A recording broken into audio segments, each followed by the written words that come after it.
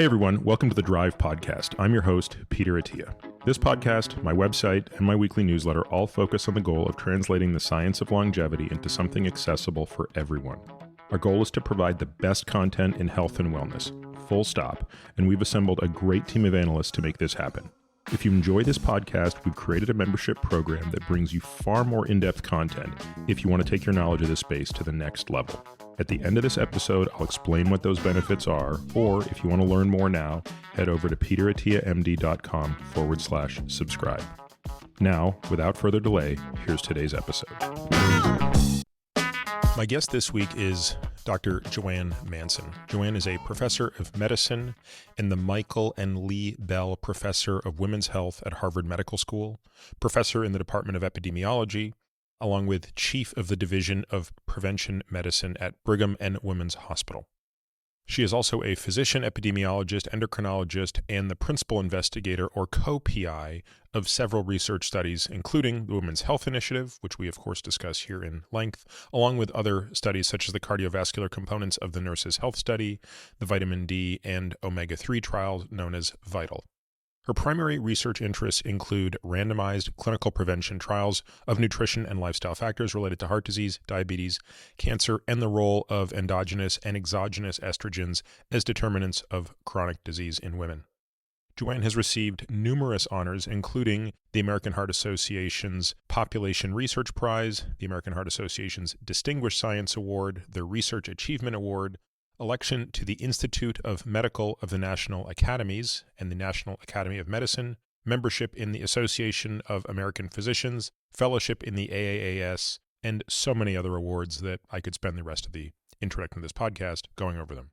She has published more than 1,200 peer-reviewed articles in the medical literature and is the author or editor of several books and textbooks. She serves as the editor-in-chief of Contemporary Clinical Trials and is the past president of the North American Menopause Society.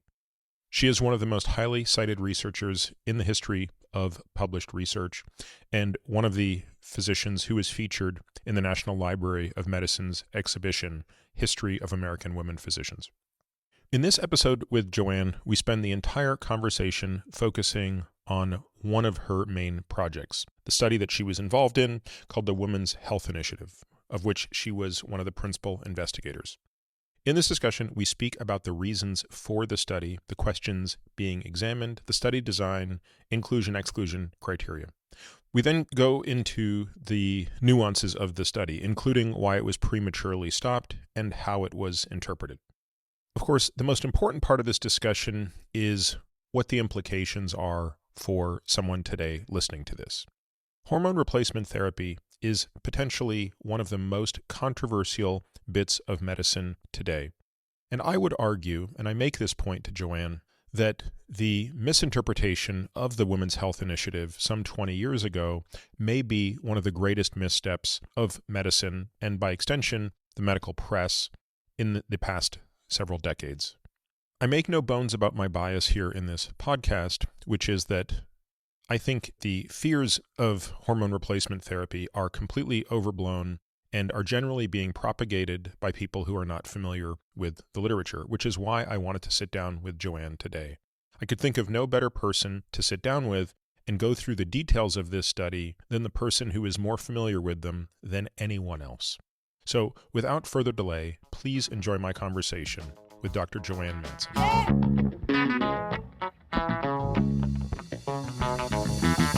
JoAnn, it is great to finally be sitting down with you. This is a topic that is arguably as important as any topic that we'll cover in this podcast, and there's probably no better person to speak with about HRT than you. So maybe just by way of background, well, maybe I'll introduce you with one interesting statistic. Do you know how to actually calculate the H index? Yes. Okay. So tell folks what the H index is, how it's calculated. I'll embarrass you by telling people how high you rank on that. Okay, this is very embarrassing, Peter, but let me start by saying it's great to have a chance to talk with you, and I'm so glad that you're interested in this subject and providing more information to your audience on this subject. The H index is calculated from the number of publications you have that are highly cited. if, for example, you have an H index of 100, that would mean that you have we have 100 publications that have 100 or more citations each. An H index of 200 would be 200 publications that each have at least 200 citations are referenced in other publications. We throw those numbers out like 100 and 200. Those are epic H indexes. I mean, a person with an H index of 100 has done 10 people's, lifetime's work in their lifetime. Your H index, JoAnn, last I checked, is 305. Is that correct? It may have crept up even higher. Yeah. Well, I would say that you are generally in the top 3 H index rankings in the history of biomedical science. And I know this because I've checked this. I've never interviewed anybody with a higher H index than you, and I've certainly interviewed a lot of people with a very high H index. So with that as a little bit of background, let's go into a slightly more... It means I have wonderful colleagues and collaborations going on throughout the world. Yeah, it certainly does. But let's talk more specifically about this discussion. So there is a study that many people have heard me talk about. It's called the Women's Health Initiative. It's a study that you were one of the principal investigators on. And it's also a study that has produced results that I think we would look back today, 20 years later, and say maybe weren't interpreted in the best way. And the implications of that are, obviously significant from a public health perspective. But let's go back in time to the beginning of the planning of this study, which I assume would have been in the early 90s, is about when you and your peers decided we needed a randomized experiment to test what was being found in the Nurses' Health Study and other epidemiologic studies. Exactly. It was the very early 1990s. Talk a little bit about what was observed through the observational studies, the epidemiologic studies, and how that shaped the design of the WHI. Yes. So back in the 1980s and 1990s, there were several observational studies. These are not randomized clinical trials, but large observational studies looking at women who chose to be on hormone therapy or whom doctors were prescribing hormone therapy for. And they did tend to have lower rates of heart disease in those studies compared to women not using hormone therapy. They also seem to have more favorable outcomes, such as less cognitive decline, lower all-cause mortality rates. They were generally doing better. But we often say that observational studies of this nature cannot prove a cause and effect relationship, but they can generate hypotheses to be tested in randomized clinical trials.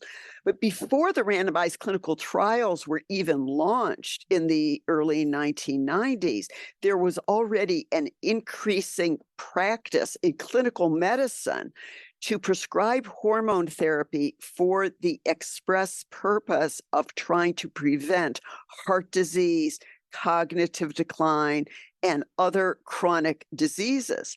So this was a trend that was occurring not only in recently menopausal women, not only when women had hot flashes and night sweats and were in early menopause, but many clinicians were starting to prescribe these hormones for women who were well over a decade, 10, 20, 30 years after the onset of menopause. So it's very important to understand whether this practice of prescribing menopausal estrogen therapy or estrogen plus progestin therapy was advisable when used for prevention of chronic diseases.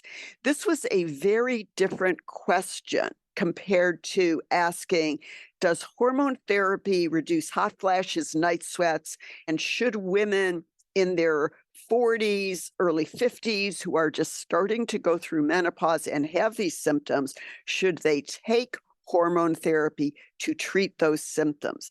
It was accepted that hormone therapy is effective for treating hot flashes and night sweats. It's actually FDA approved for that purpose. It has an indication for treatment to reduce hot flashes and night sweats.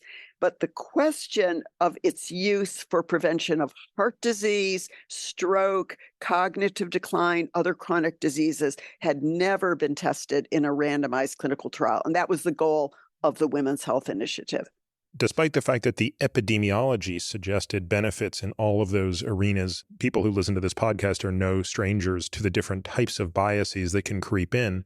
And perhaps there's no greater bias that creeps into something like this than the healthy user bias. It could easily be the case that the women who had access to physicians or who had access to the type of physicians who maybe felt more knowledgeable or provided better care, and part of that could have been the provision of hormones, it could be that they were coming down with fewer cases of chronic diseases, not because of the hormone replacement therapy, but because of other factors that were a part of a healthy lifestyle, of which hormones might have been a part of it. So there's no doubt that an RCT is going to be essential to carry out the elucidation of causality here.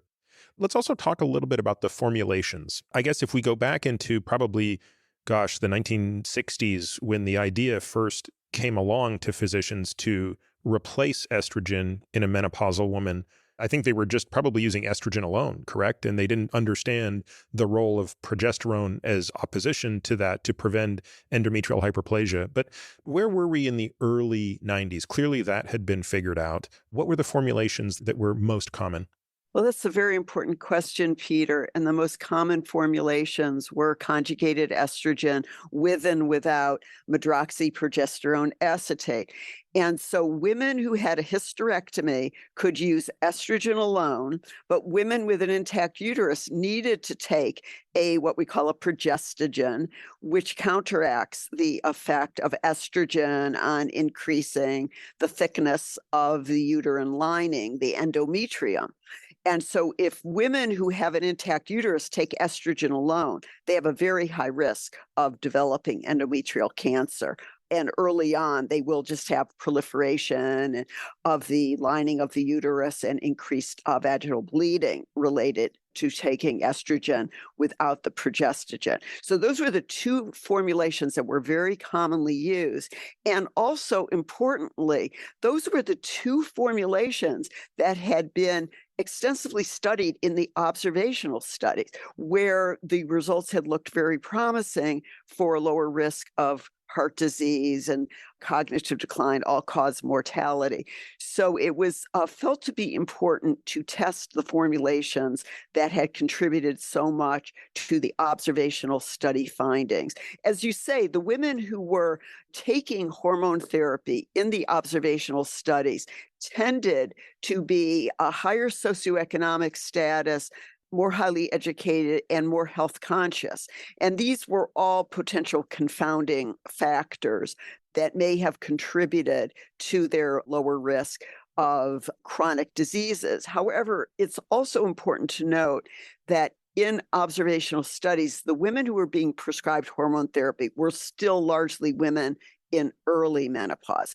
They were at least being started in early menopause, even if they continued into mid and later menopause. So that's another important, perhaps biological difference between the women in the observational studies and women in randomized trials, where in the Women's Health Initiative, the average age was 63, or more than a decade past onset of menopause when the hormone therapy was being started.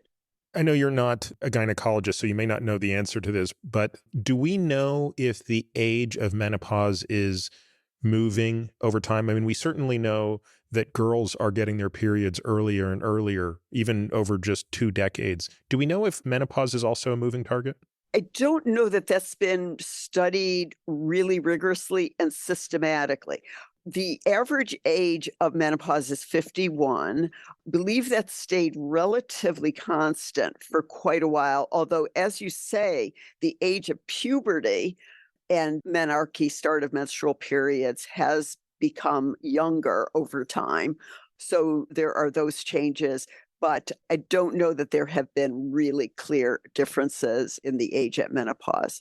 Do you have a sense of why the conjugated equine estrogen and the MPA, a synthetic progestin, were the dominant forms of these hormones used in the 80s and in the 90s, which of course then became the precursor for the epidemiology. For example, do we know why there was not just a bioidentical estradiol and progesterone, which of course is, we'll talk about those things later in our discussion, because of course those are the most dominant forms used today. But do you have a sense of just historically why that was not the case even at the outset?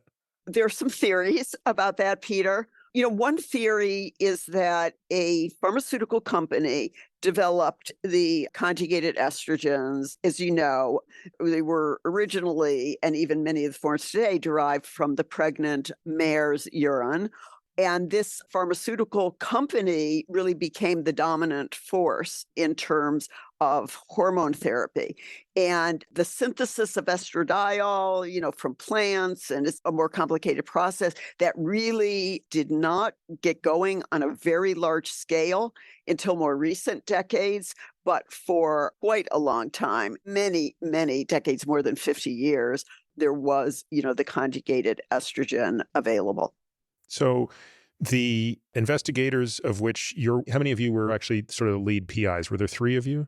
In the overall Women's Health Initiative, there were initially 16 clinical centers and then expanded to 40 clinical centers for most of the duration of the WHI. So there were actually 40 principal investigators throughout the country.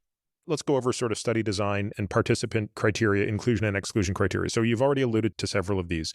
And this is a very important distinction. And it's something I think you and I even discussed many, many years ago, not on a podcast, but just over the phone one day, which was women who were having vasomotor symptoms were excluded, correct? No. Were not excluded. This actually is a common misconception that women could not have hot flashes to participate in the WHI. Women who had very severe hot flashes self-selected out of the study because they wanted to be on hormone therapy. At that time, the assumption was that hormone therapy would have very favorable effects. And they were already taking hormone therapy very often for their severe hot flashes. So they did not want to be in the study. But we didn't exclude any woman on the basis of the severity of her symptoms or presence or absence of hot flashes, night sweats. In fact, the majority of the women in the study, especially those in the earlier, younger menopausal ages, did have at least mild or moderate hot flashes. I see. I misunderstood. Yeah, I thought the thinking was by minimizing the number of women who had vasomotor symptoms, you would have less dropouts in the placebo group because, of course, women who are getting a placebo would presumably not be relieved of those symptoms, which are obviously the most responsive to the HRT. You said the average age was 63. 63. Is that correct? What were the exclusion criteria? So women could not have a prior history of breast cancer, endometrial cancer, or any other estrogen-sensitive cancers. And overall, if they had cancer, could not be estrogen-sensitive cancer, and it had to be more than 10 years previously. Women could not have a recent heart attack or stroke or any of those major clinical cardiovascular events, although a very small percentage of the women did have a more remote history of heart attack, stroke, bypass surgery, that type of clinical history. For the most part, the women were healthy in terms of past history of cardiovascular disease, cancer, other conditions. They were certainly allowed to have diabetes, hypertension, high cholesterol, and many of the more common health conditions that women will have and men will have in midlife. Smoking, not an issue. They were not excluded for smoking, though we had a small percentage, less than 10%. Osteopenia, osteoporosis was not an No, exclusion? it was not an exclusion. They were not selected on being required to have osteoporosis or osteopenia, but it's a broad range of bone health, similar to what you would expect in the usual population for women age 50 to 79. And what about family history for breast cancer or uterine cancer? Women were allowed to participate. It was really up to them whether they thought that their family history was so strong that they did not want to take any chance of being randomized to active hormone therapy. Many women did self select out of the study for that reason, but they were not excluded by the study investigators on the basis of their family history. And was there a limit as to how long they could be out of menopause before enrollment? No, it was on Sorry, into menopause, yeah. the criteria were based on age.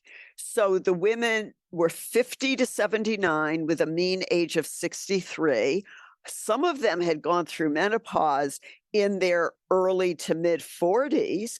Some of them had even had hysterectomy with ovaries removed in their 40s or much earlier in life. So there was no exclusion on the basis of, for example, being more than 20 or 30 years past menopause. It was on the basis of age 50 to 79. Wow. Amazing diversity of age there, right? I mean, you think about that's basically 3 decades worth.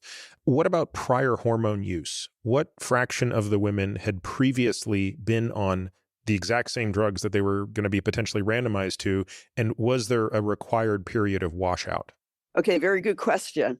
About 25% of the women in the estrogen plus progestin trial had prior use of hormone therapy, and close to 50% of the women with hysterectomy and in the estrogen alone trial had some prior use of estrogen therapy. So women were not excluded for having a past history of using hormone therapy, but especially in the estrogen plus progestin trial, the large majority did not have prior use. It was only about 25% who had prior use. And overall, just looking more specifically at the percentage of women in the trial who had hot flashes, night sweats, at the time of enrollment, it was overall about 45%, 45 to 50% who had some symptoms, mostly mild or moderate hot flashes or night sweats.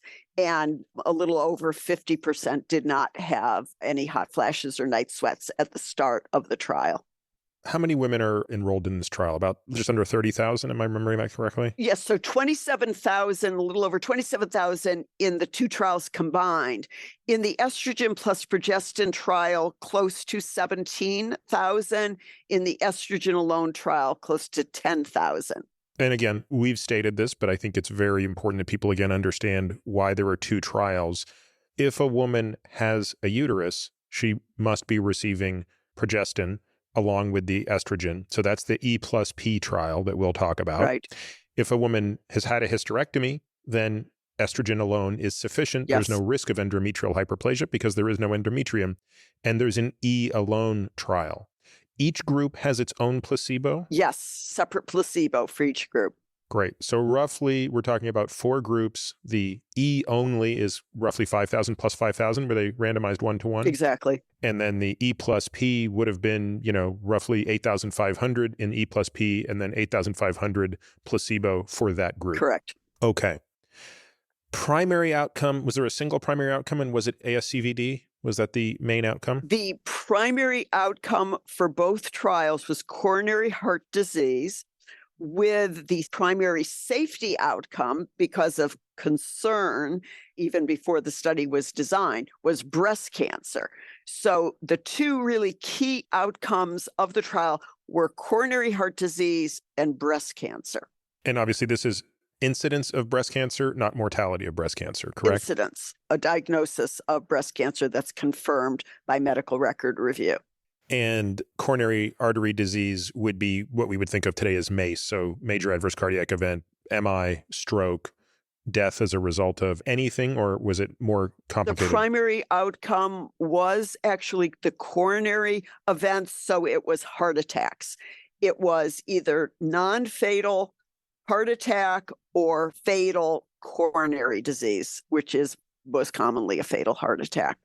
What was the study powered to detect on either of these? Obviously, those numbers, the study subjects is something that I'm sure the investigators thought long and hard about. What was the power analysis suggesting a difference that was anticipated? Remember that the prior hypothesis was that there would be benefit for heart disease and that there would be overall many favorable effects of these hormones on chronic disease outcomes. It was powered to detect an important clinical reduction, such as a 20% reduction in heart disease. Do you recall at the time what fraction of the women were taking lipid lowering therapies? How common would that have been in the early to mid 90s? I think one of the interesting aspects of the WHI is that, as you pointed out, hormones were being used as a preventive treatment for ASCVD. I think today very few physicians would really consider that. I think given the complete explosion we've had in both the availability, variety, and efficacy of lipid lowering agents, a person who's deemed at risk is going to be managed much more critically with respect to blood pressure and lipids. Again, I don't know that I've ever come across that stat. That may not be something that you know, but I'm just curious as to how prevalent that was. Yes, I do know it. It's right in the paper that we published in JAMA in 2013, and we've published repeatedly on the subject of the use of many of these medications for chronic health conditions. So 7% of the study population was taking statins at the start of the study. By later in the trial, during the intervention phase, it was over 25%. There was a very large increase in statin use, even during the trial itself, and with longer follow-up. Obviously, these percentages are even higher, getting to 40, 50%, very high percentage. What was known about oral estrogen at the time? Again, going back to the early to mid 90s, as far as its impact on coagulability, for example, blood viscosity. Today, oral estrogen is not used very often as a result of that. But at the time, what was known? It was understood that oral medications and as oral estrogen goes directly through the portal circulation to the liver and has a direct effect on the liver in increasing the synthesis of clotting proteins. That was understood at that time because, similar to oral contraceptives, it had been seen in observational studies that both oral contraceptives and postmenopausal hormone therapy were associated with an increased risk of deep vein thrombosis and even pulmonary embolism. That had been suggested, but it was believed to be relatively rare, and that the benefits for heart disease and for other chronic diseases would outweigh those risks of thrombosis. What was your personal hypothesis going in? I mean, there's obviously the hypothesis that is driving the study, but do you remember back, it's probably 30 years now since you were in the planning phase of this. What did you think was happening mechanistically to explain the observational data? Did you believe the observational data? Did you think that they were being confounded heavily? Do you have a recollection of that?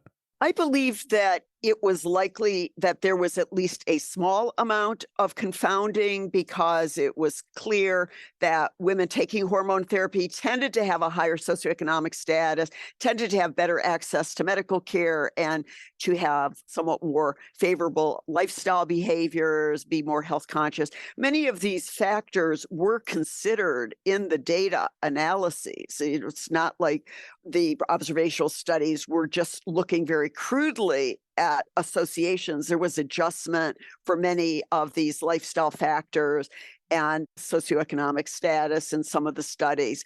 But a benefit, a risk reduction for heart disease did tend to persist even after those adjustments. My thought was that women in early menopause who are transitioning from having their natural premenopausal estrogen exposure which many studies suggested was protective, cardioprotective, favorable in terms of risk factor status, in terms of dilating the blood vessels to the heart and increasing blood flow to the heart. There were many studies already suggesting that a woman's own natural estrogen during premenopausal years was one of the reasons why women started to have heart disease later, 10 years or more later than men. My thoughts were that it is likely that starting estrogen in early menopause would translate into at least a slightly lower risk of heart disease. But I was skeptical from the very start that the magnitude of risk reductions seen in the observational studies, the 40%, 50% lower risk of heart disease would stand up to a randomized clinical trial assessment of this question. So I thought it was likely to be a small reduction.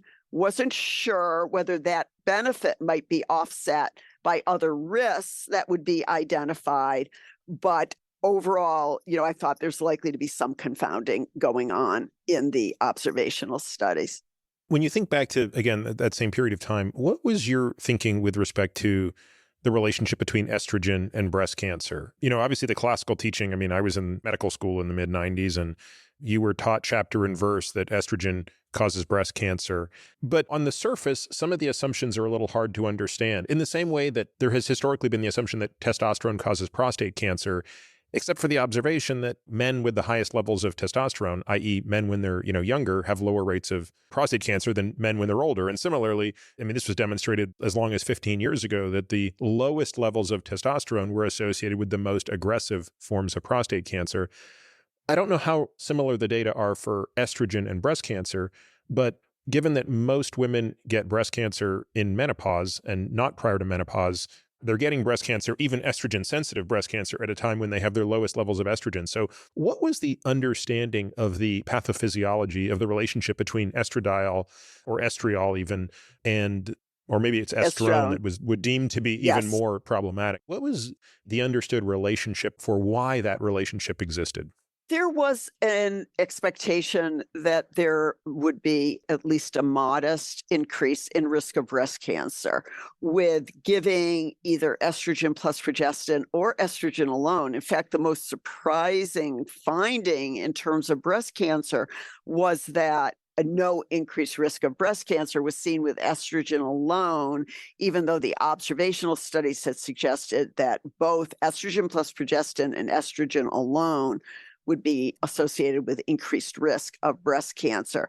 But there were many, many observational studies suggesting that hormone therapy is associated with increased risk of breast cancer. But the thinking tended to be these are estrogen receptor positive breast cancers. They tend to be more favorable outcome types of breast cancer, and that breast cancer mortality would not be appreciably increased. So that was the thought going into it. And also in the observational studies, there was always that concern that differences in mammographic screening patterns could be contributing to greater detection of breast cancer among women taking hormone therapy, because most doctors would not continue to prescribe the hormone unless the woman was having regular mammography and showed a normal mammogram without concern about a lesion there. So mammography also could have been contributing. More frequent mammography in women on hormones versus women not taking hormone therapy could have contributed somewhat to the increased risk in the observational studies, which was why it was important to look at this question in a randomized clinical trial with uniform surveillance for breast cancer, with a mammogram being required every year.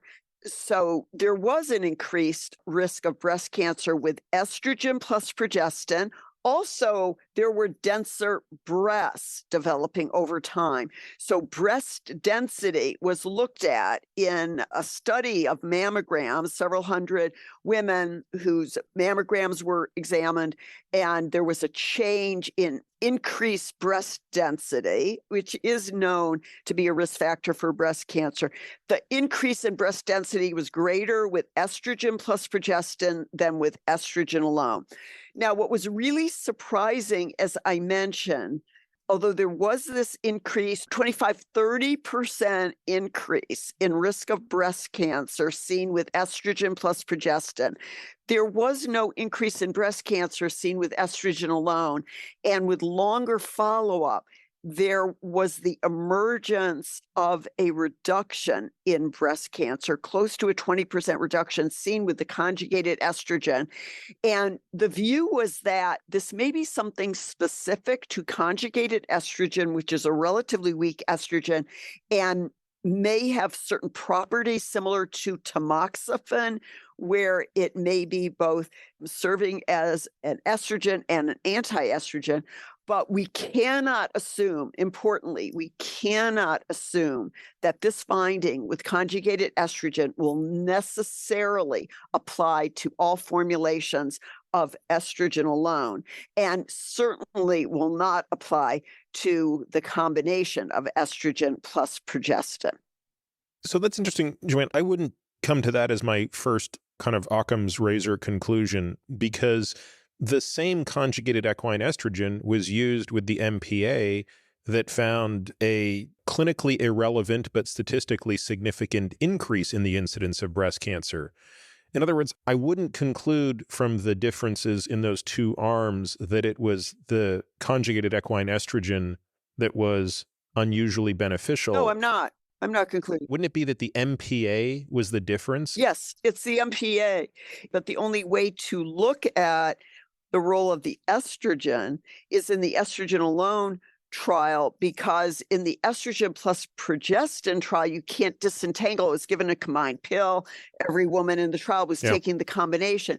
So I completely agree with you, Peter. The increased risk of breast cancer seen with estrogen plus progestin was mostly attributable, if not entirely attributable, to the progestin, to the medroxyprogesterone acetate. And of course, the question has been raised, would other types of progestogens, such as the bioidentical micronized progesterone, would that also lead to an increased risk of breast cancer? There are some observational studies that suggest less increase in breast cancer with that particular formulation of a progestogen. However, we have no large-scale randomized clinical trials that have done head-to-head comparisons or even really tested long-term the effects of other formulations of progestogen on breast cancer risk. So probably the most prudent and cautious approach is to assume that at least with longer duration of treatment with estrogen plus progestin, there will be an increased risk of breast cancer.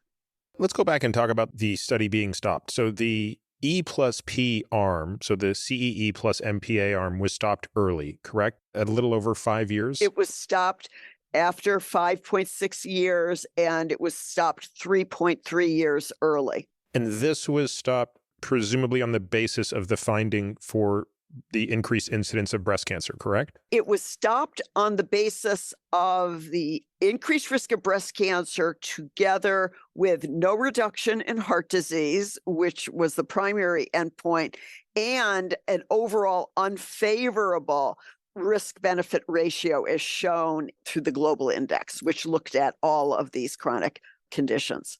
Now, one of the things that I didn't realize until somewhat recently was that the dropout rate was a little bit unusual in that in the placebo arm of the E plus P group in the first, second, third year relative to the final year. Do you recall what those numbers were?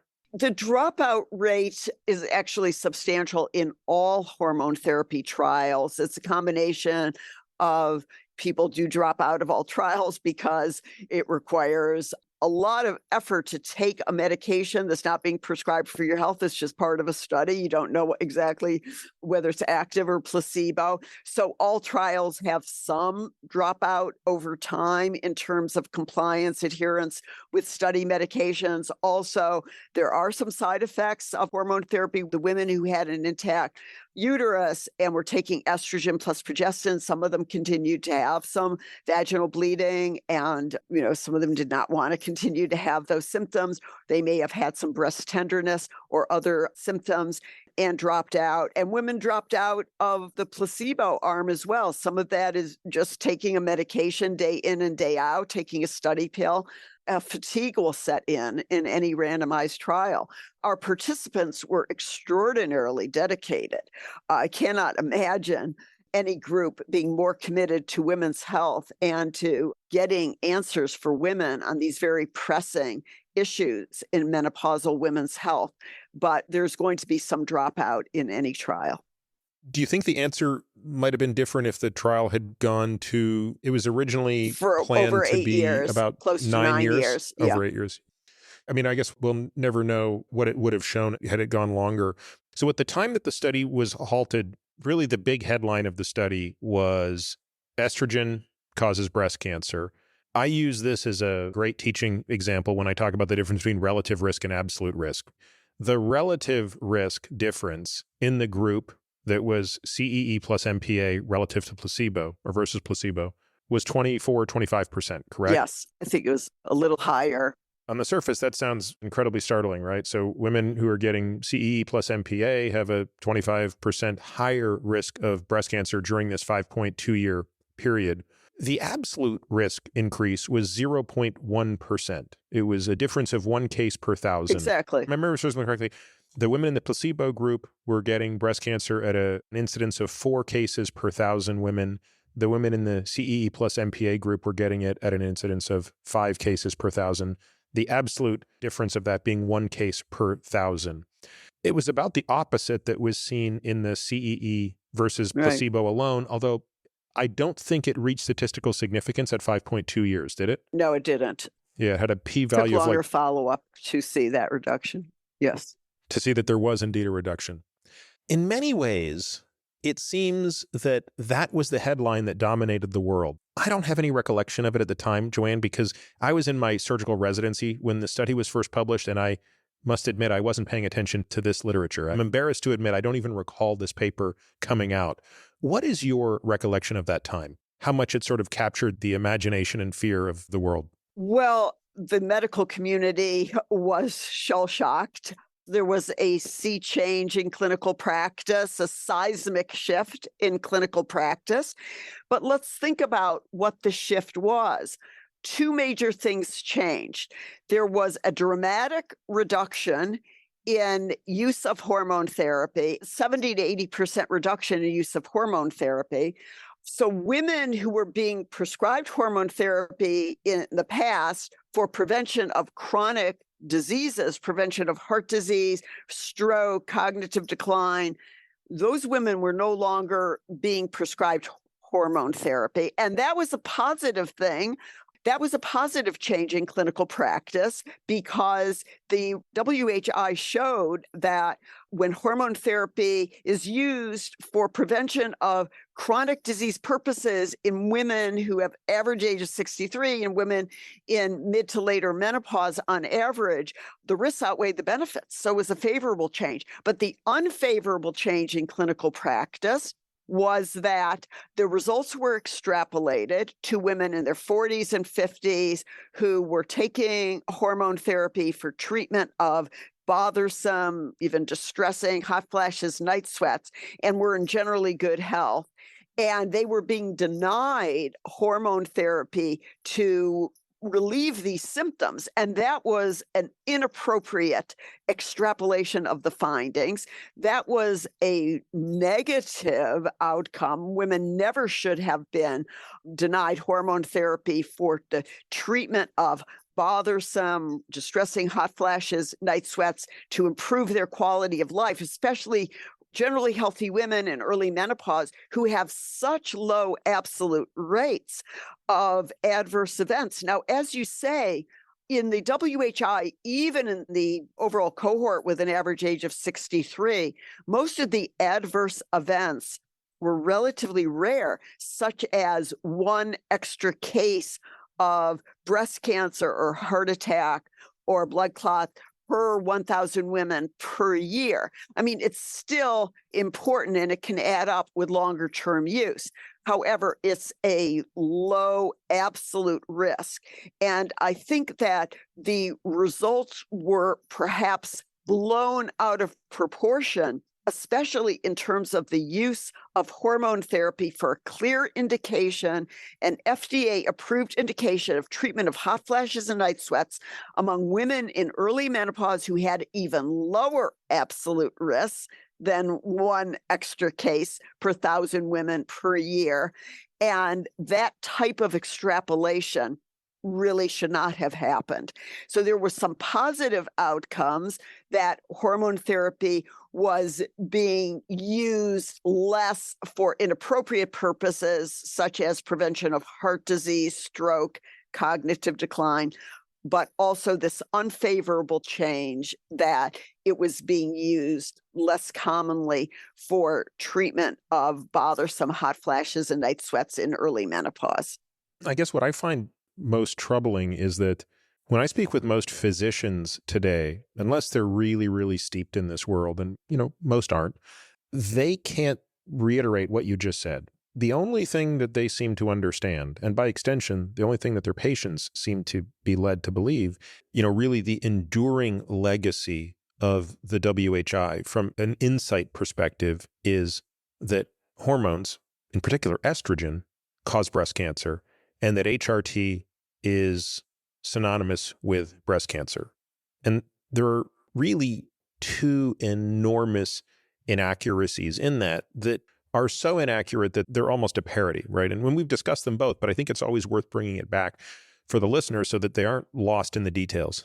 The first is that nothing about this study suggested that estrogen is causing breast cancer. If anything, this study suggested MPA is causing breast cancer, based on the fact the group that was only receiving estrogen had a reduction in the incidence of breast cancer, while the group that received estrogen plus MPA is the group that saw this small, potentially statistically significant, but potentially clinically insignificant increase. The second thing that seems to get lost from this, and again, it's sad that most doctors and patients who are contemplating HRT don't recognize this, is that the study only found an increase in the incidence of breast cancer to the tune of 1 case per 1,000, but no difference in mortality. One has to wonder what the cost of that was. Let's talk about some of the other outcomes here. First of all, would you agree with that, by the way, that would be perhaps a more charitable interpretation of the WHI?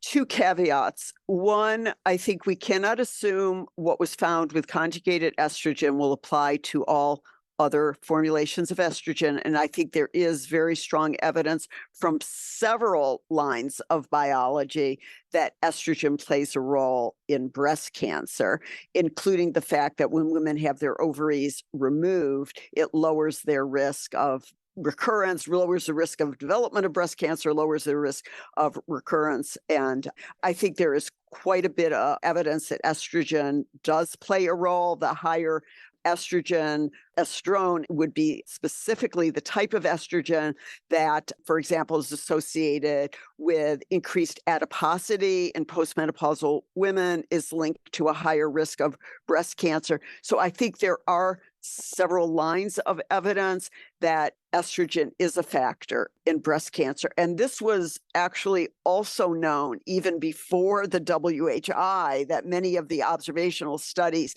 had linked hormone therapy to an increased risk of breast cancer. But I agree with you that it seems to be, when you're talking about conjugated estrogen, it's the combination of estrogen plus the medroxyprogesterone acetate. It may be specific to that particular progestin. We don't know. We have very limited research in terms of randomized clinical trials, large-scale studies of other formulations of progestin. In terms of breast cancer mortality, The results in the WHI are very close to a statistically significant increase in breast cancer mortality with estrogen plus progestin. It doesn't quite make statistical significance, but it is getting toward a significant increase in risk. On the other hand, the conjugated estrogen alone was associated with a statistically significant reduction in breast cancer mortality. So really diametrically opposite effects of the combination with the medroxyprogesterone acetate, of the estrogen with the medroxyprogesterone acetate versus the conjugated estrogen alone. I think that the absolute risks are still low, and that is a very important point to emphasize, that we are talking about one extra case per 1,000 women per year. For a woman who starts out with a high baseline risk because of a strong family history or other risk factors, this would certainly be something she would want to avoid. But for a woman in early menopause at usual risk of breast cancer who would derive the benefits of symptom relief, and she's suffering from disrupted sleep, very bothersome hot flashes, and night sweats that interfere with her day-to-day activities, this would be a risk that you would probably be willing to accept, with an understanding that all medications have some risk, and that she could be monitored closely with mammography and breast exams. And, usually there would not be a fatal form of cancer diagnosed. Overall, we did not see any significant increase in total cancer, total invasive cancers, with either estrogen plus progestin or estrogen alone.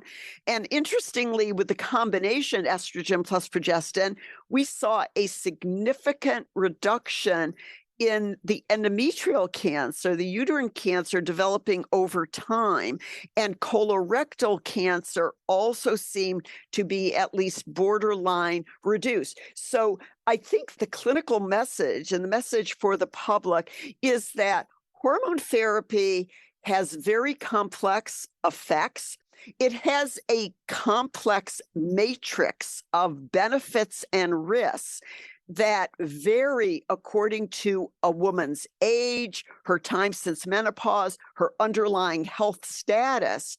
And decision-making about hormone therapy really has to be individualized, personalized, and women themselves play such an important role in the shared decision making, because many women will say, I do not want to take hormones no matter what. And even if a woman's at low risk, and the doctor, clinician may think that they really should consider hormone therapy, that's the woman's decision and you respect it. However, other women, let's say, will say that they want to take hormone therapy, even though they know that there may be X, Y, or Z increased risk, because their symptoms are so bothersome. They're so distressing. They're being disrupted. Their sleep is being disrupted. They are not being able to have work productivity. Their day-to-day activities are affected. Their quality of life is really impaired.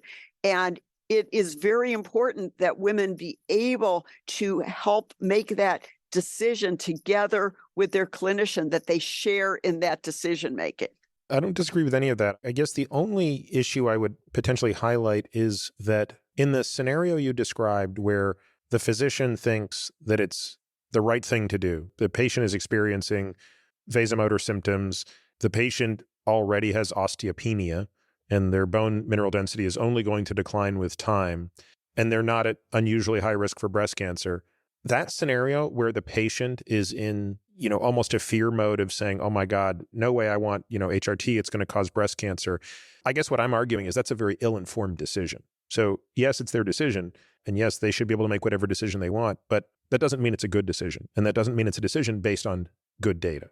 Because in reality, it's not based on data. That's my fear, is that this is no longer about the data. Because I think the data, what you and I are discussing today, is the data. And the data really don't make a very strong case for avoiding HRT outside of select circumstances. And yet I worry that the last 20 years of women entering menopause have been put into two categories, right? Either there are women who really want HRT, but they can't find physicians who will give it, or there may be a physician who understands the data at the level you and I are discussing it, but the patients themselves have been so frightened off it by misinterpretations of the data. I think the conversation has to take place. And it is important for the clinicians to be informed themselves about benefits and risks and be able to discuss the benefits and risks in a very knowledgeable way with the patient. But my view is that if a patient feels strongly that she doesn't want to take hormone therapy, maybe her mother developed breast cancer while she was on the hormones, whether or not it was directly due to the hormones. So she is going to have a lot of fear and anxiety surrounding use of hormone therapy, and that will affect her overall well-being. That's a factor in the benefit risk equation. So I would generally say, don't push someone by just showing that the absolute risks in terms of number of cases caused versus prevented might be favorable for them, because their emotional well-being is a very important part of the equation. However, I do agree that we need to emphasize absolute risks, that absolute risks are low, and that there are better candidates and there are worse candidates. It's amazing how the pendulum has swung. So in the 1980s, 1990s, the perception was that hormone therapy was good for all women. Women were being routinely started on hormone therapy. Then after the WHI in the early 2000s, the pendulum was in the opposite direction, that hormone therapy is bad for all women. And now I think the pendulum is coming to rest in a more appropriate place, that hormone therapy is good for some, but not all women. And the best candidates are women in early menopause who have moderate to severe or bothersome hot flashes and night sweats and are in generally good health. Those are women who will derive quality of life benefits and have very minimal absolute risk from hormone therapy. One of the things I've thought a lot about is how many women, if you go back to 2002 and the data are published, but the media has a different take on it. The media has the take on it, which is kind of how we're discussing it now.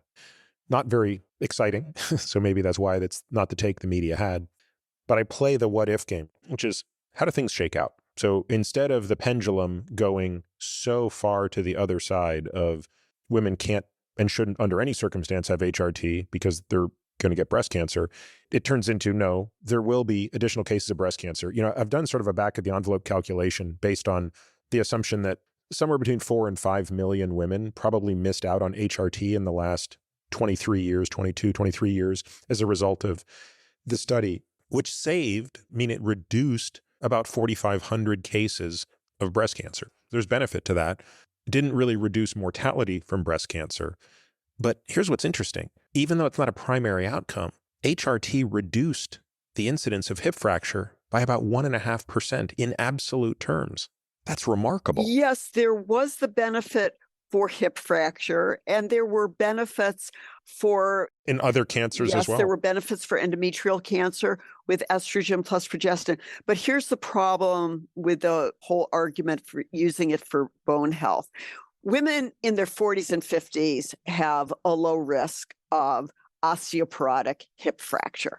They may have a hip fracture from a traumatic incident, but it's not likely to be related to osteoporosis. So it's when they get into their late 60s, 70s, 80s that they're more likely to have the osteoporotic fractures.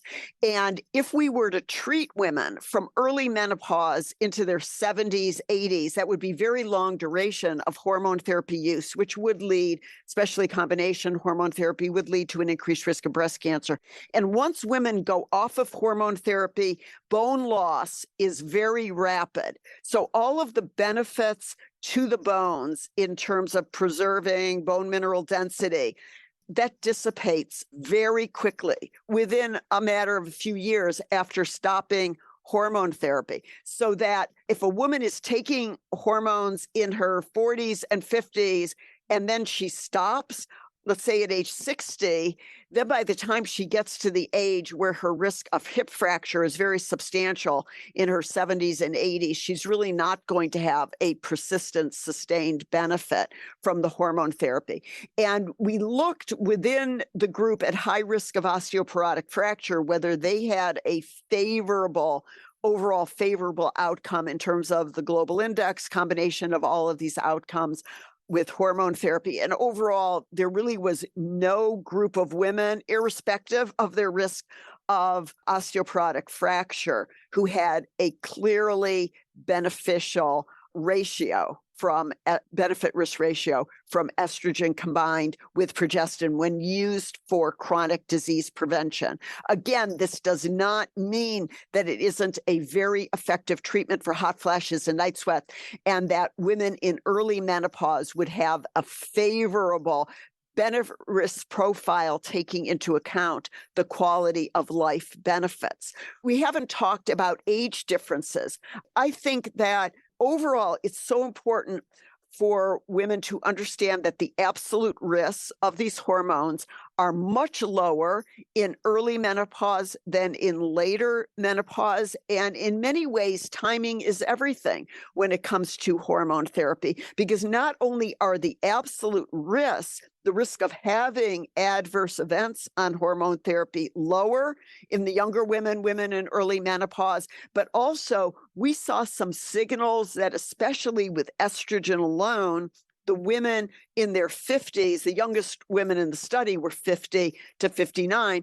Those women tended to do quite well in terms of heart disease and heart attack rate compared to the women on placebo. There was a signal there for benefit, also a signal there for favorable outcomes in terms of all-cause mortality. So overall, there were favorable signals with estrogen alone in the younger women, and also lower risks of adverse events, suggesting that certainly for estrogen alone in a woman who's had a hysterectomy, if she is symptomatic with hot flashes, night sweats, the benefits of treatment are likely to outweigh the risk. And even for combination estrogen plus progestin, despite what may be a small increase in risk of breast cancer, the benefits are likely to outweigh the risk. Even combination therapy, when used for the purpose of treating bothersome, disturbing hot flashes, night sweats, disrupted sleep, and impaired quality of life. And women should not shy away from the use of hormone therapy and should discuss the option, weigh the benefits and risks carefully with their healthcare provider, with their clinician, and see if it's the right decision for them. And if they have trouble finding a clinician, they can go to the North American Menopause Society has a website, menopause.org, and they can find the tab for find a healthcare professional, a certified healthcare professional with training in menopause. And they can put in their zip code and find the clinicians in their area who have this expert training. I'm an endocrinologist, and I know that many endocrinologists have the training to talk about hormone therapy and discuss hormone therapy with patients. But many clinicians have had limited training in, use of hormone therapy. And it may be helpful for women to seek out a clinician who has had some additional training in menopause management and hormone therapy pros and cons. And for women who are not good candidates, the good news is that there are non-hormonal options as well. They're not quite as effective as the menopausal hormone therapy for treating hot flashes and night sweats, but some of the antidepressant medications, SSRIs, SNRIs, some of the gabapentinoid medications. These medications have been found to be quite effective, 40-50% reduction in hot flashes and night sweats with these medications. And there's a new medication that may be approved by the FDA fairly soon that works entirely in the brain in terms of making women less sensitive to the changes in temperature and has a very beneficial effect in terms of preventing hot flashes and night sweats. I guess I still kind of come back to something that the math doesn't quite add up, right? Which is If a woman stays on estradiol for the duration of her life, say from age 50 to 80, we accept that there's going to be an increase in the incidence of breast cancer, though it doesn't seem to translate to a difference in lifespan. But on the flip side, we are reducing her risk of fracture during a very dangerous window. So the incidence of fracture saved is about 1.5%. And the mortality of that, once she reaches 65, the 1-year mortality, depending on the series, is 15 to 30%. So even if we just want to do this on the basis of mortality, apples to apples, it doesn't even appear close, does it? Well, let's look at the actual data because we published in JAMA 2017 the mortality results, the all-cause mortality results by age and time since menopause. And we did see that the younger women, the women who were in their 50s taking either estrogen alone or estrogen plus progestin, had signals for about 30% lower mortality, though it was not statistically significant in either trial individually. Yet the women who were older in their 70s, 70 to 79, randomized to estrogen alone, had a hazard rate 22% higher risk of all-cause mortality. It was not quite statistically significant. So it was right at the border of being statistically significant. And with estrogen plus progestin, it was actually quite neutral, almost completely null. So there were estrogen alone seemed to be just a tad worse in the women 70 to 79, though it was a tad better among the women 50 to 59. So again, timing is everything when it comes to the all-cause mortality results. There are favorable signals for the hormone therapy. The women earlier in menopause, age 50 to 59 in the study, quite neutral results in age 60 to 69, but in age 70 to 79, there's a bit of a signal that estrogen alone may be linked to a small increase in risk of mortality. That is a little different than what I was asking. I don't think the study can answer the question I was asking, which is really more of conjecture that if a woman is started at the appropriate time, which I think we all agree is during the transition from perimenopause to menopause, and I'm really asking this question through the lens primarily of hip fracture, which I think is just such an underappreciated cause of mortality in both men and women over the age of 65. But estrogen is hands down the most important hormone as it pertains to signal transduction from the strain gauge within the muscle to the osteoblast and osteoclasts. And so what I'm really asking is, it's more of a, thought experiment. If we put women on HRT at 50 and they stay on HRT for 30 years, by my calculation, it's a 15x reduction in mortality, because even if you accept a slightly higher incidence of breast cancer, it's being more than dwarfed by the reduction in the hip fractures that they will be sustaining 15 years after beginning. Again, we don't know the answer and we'll never know the answer because I don't think anyone's going to do that study. But the magnitude of that difference is so great. And that's where I just think the discussion is very confusing for people because they only see one thing, which is breast cancer. And they don't see it through the nuanced lens that we're talking about it, which is why I'm glad we're talking about it. I think this is the discussion people need to understand. I agree that there may be an excessive focus on one isolated outcome, such as breast cancer, when it's really the overall health of the woman. And of course, all-cause mortality is an integration of all of these life-threatening health conditions, and it was quite neutral with hormone therapy. Overall, the results were what we call null for all-cause mortality. There was no increase in risk or decrease in risk in the overall study population, and in the younger women, there was a signal for some reduction in risk. But a randomized trial has never been done that would look at 30 years of hormone therapy treatment, starting in early menopause and continuing into mid to later menopause. And the reality is we don't know whether the benefits would outweigh the risks.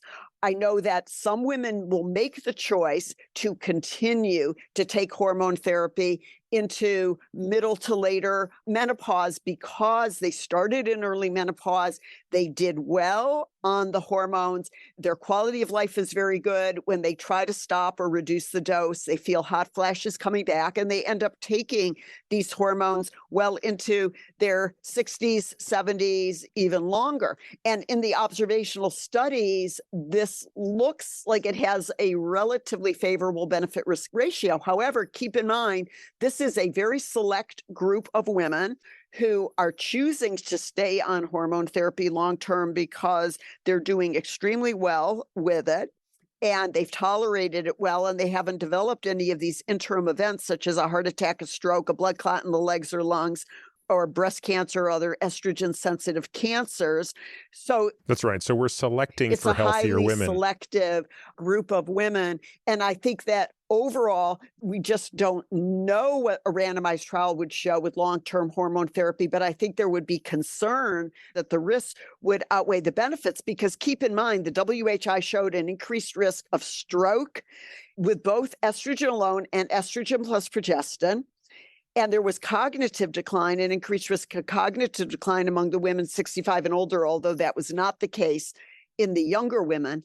But we just don't know how the pattern of benefits and risks would change with longer duration once you get into 15, 20, 25 years of treatment. It's pretty clear to me we'll never get another bite at the apple as far as going for that duration. But do you think we'll ever get another bite at the apple to use kind of better practices? I mean, CEE and MPA have largely fallen out of favor. Very few women, I've never actually seen a woman take those. I'm sure some do, but most women these days are using, the Vivel dot or one of the topical FDA patches, which is just pure estradiol. As you alluded to earlier, most women these days are taking micronized progesterone, which is a bioidentical progesterone, or foregoing oral progesterone altogether and using a progesterone-coated IUD, which seems to offer the same degree of local endometrial protection without any of the systemic effects for some women who can't tolerate that. So in some ways, the entire cluster of insights from the WHI are less relevant today, given that the drugs that were tested aren't the drugs that are in mass adoption.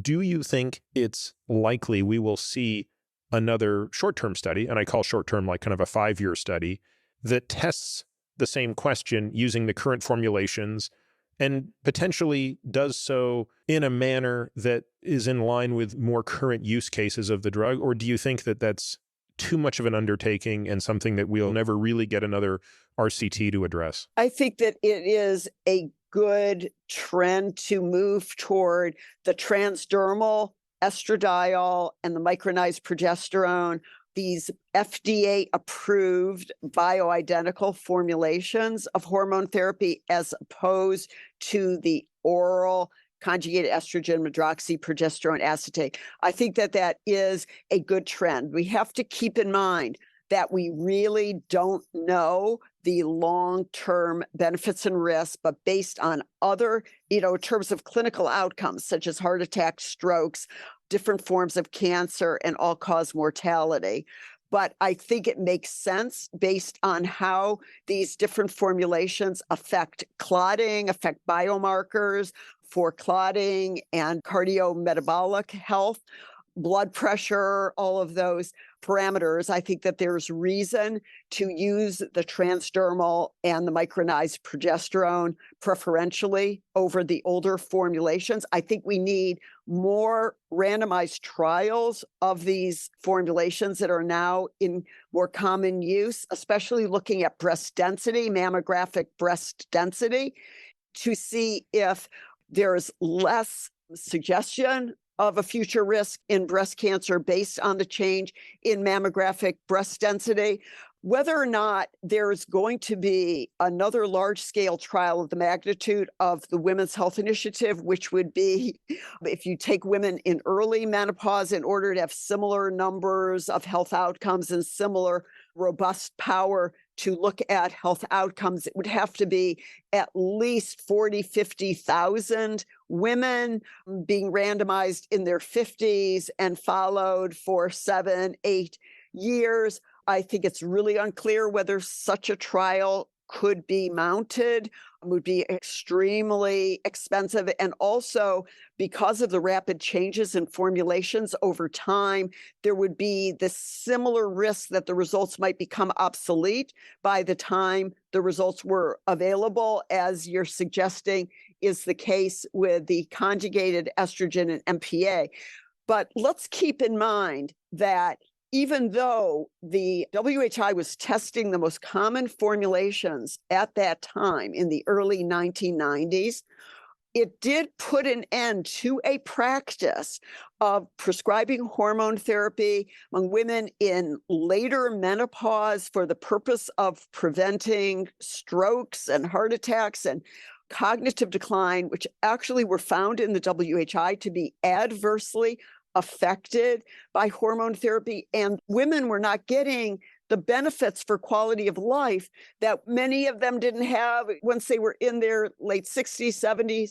They were not having any hot flashes, night sweats, disrupted sleep related to these symptoms. So they weren't getting the benefits and they were getting these adverse outcomes. So it's important to acknowledge that the WHI did put an end to what was an unfavorable practice. The problem was it was over-extrapolated. The results were extrapolated to women in early menopause taking hormone therapy for the hot flashes, night sweats. It's really important for women to understand that the WHI results are really not intended to discourage a woman who's having disrupted sleep, very severe, significant symptoms, to discourage her from seeking help and seeking hormone therapy as one of her options for treatment. And in her specific case, in early menopause and generally good health, the benefits are likely to outweigh the risk. That's the really key message, that women in early menopause should take these symptoms seriously, make sure they find a clinician who will take these symptoms seriously and discuss their options, their treatment options, review with them the pros and cons. And if they are not finding that clinician, they need to go outside their current system and find a clinician who can help them to do that, because there are many clinicians out there who are knowledgeable in menopause management, knowledgeable in hormone therapy decision-making, who can help them to make the best choice for themselves. JoAnn, what was the reference you gave for women to go and look for finding a provider near them where they enter their zip code? What was the name of that again? Menopause.org website of the North American Menopause Society. And they can go to the Find a Certified Menopause Practitioner tab, and it will give them an opportunity to put in their zip code. And then it will tell them which clinicians within 5 miles, 10 miles, have the expertise in menopause management and hormone therapy and other treatments. Well, I could continue talking with you for hours and extract so much more insight. There's so many other topics. We could talk about vitamin D for another few hours. That could be another time. There's a whole other discussion, yeah. So I'll conclude with 2 things. I guess one is just, I still remain somewhat sad because I think there's a lost generation of women. I think there's 20 years of women who entered menopause who were denied HRT due to the ignorance of their physicians and the irresponsibility of the media. And I look at women like my mother and my mother-in-law who were entering menopause just as the WHI was coming to its conclusion and who suffered unnecessarily. And I don't know how many millions of women suffered unnecessarily. I think you're right. I think the pendulum is swinging. And I'd like to believe that there aren't women that are suffering that way today. The other point I'd make is I really have always respected you and continue to do so because I feel like you're one of the few people who was such an important part of the WHI who has been able to look back at that and acknowledge its limitations. And I think your thinking seems to, at least me through your writing, to have evolved over time. I don't think that's a property that is necessarily inherent to everyone at your position. So I really applaud you for that. And I think that you're doing more good today by speaking out on the limitations of the WHI than you probably even did by taking part in the WHI. So thank you for that. And thank you for joining me today. Well, thank you, Peter. I've enjoyed talking with you, and I hope that these messages are helpful to your audience. Thank you for listening to this week's episode of The Drive. If you're interested in diving deeper into any topics we discuss, we've created a membership program that allows us to bring you more in-depth, exclusive content without relying on paid ads. It's our goal to ensure members get back much more than the price of the subscription. Now, to that end, membership benefits include a bunch of things. 1, totally kick-ass comprehensive podcast show notes that detail every topic, paper, person, thing we discuss on each episode. The word on the street is nobody's show notes rival these. Monthly AMA episodes or Ask Me Anything episodes, hearing these episodes completely. Access to our private podcast feed that allows you to hear everything without having to listen to spiels like this. The Qualies, which are a super short podcast that we release every Tuesday through Friday, highlighting the best questions, topics, and tactics discussed on previous episodes of The Drive. This is a great way to catch up on previous episodes without having to go back and necessarily listen to everyone.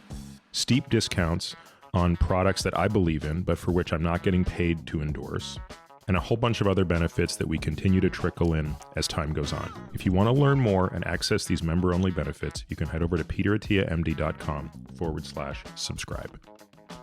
You can find me on Twitter, Instagram, and Facebook, all with the ID Peter Attia MD. You can also leave us a review on Apple Podcasts or whatever podcast player you listen on. This podcast is for general informational purposes only and does not constitute the practice of medicine, nursing, or other professional healthcare services, including the giving of medical advice. No doctor-patient relationship is formed. The use of this information and the materials linked to this podcast is at the user's own risk. The content on this podcast is not intended to be a substitute for professional medical advice, diagnosis, or treatment. Users should not disregard or delay in obtaining medical advice from any medical condition they have, and they should seek the assistance of their healthcare professionals for any such conditions. Finally, I take conflicts of interest very seriously. For all of my disclosures and the companies I invest in or advise, please visit peterattiamd.com/about, where I keep an up-to-date and active list of such companies.